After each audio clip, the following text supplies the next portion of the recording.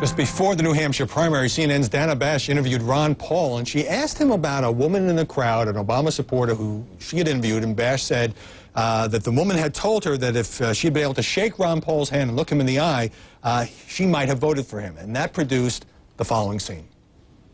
But now she's turned off because you do that. Does that say anything about your ability to... It says something about the... Yeah, this is junk. This is junky question. We're stopping. This is junk. We're moving to the next one. These are junky questions. Yes. Because you, the media, did that to her. She should have been furious with you.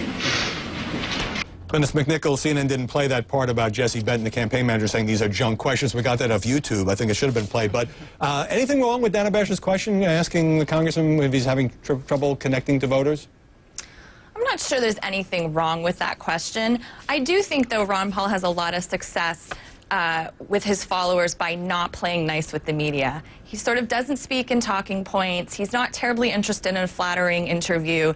He says what he means, and when he gets asked the same question again after he's explained it, he gets irritated, and he's more than happy to have that on TV. And I think that sort of authenticity on his part is what people who support him find so attractive about him, the unpolishedness of it. Maybe part of the irritation, because this is the second time he's sort of walked away from a CNN interview, Maggie Haberman, has to do with the fact that, you know, he finished second in Iowa, he finished second in New Hampshire, he may well finish second in South Carolina, and yet the press really doesn't take him seriously, I would argue, as a threat to win this nomination.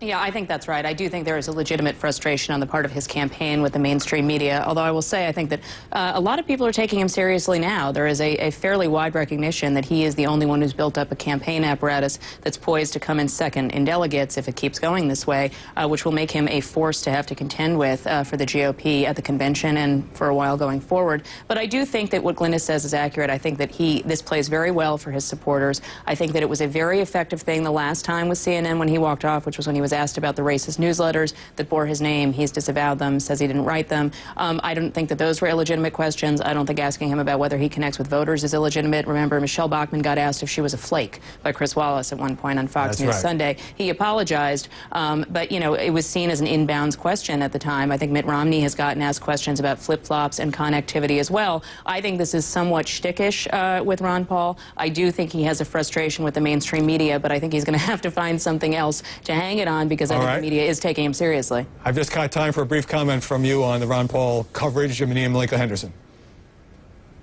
Well, I mean, I say this again. When you're in a scrum and you're trying to ask Ron Paul questions, he does not answer them. I tried to ask him questions many times, and he gave the response that he doesn't like to walk and talk at the same time. And I said, well, we can sit here and you can answer a question. And he at one point said that his voice wasn't working.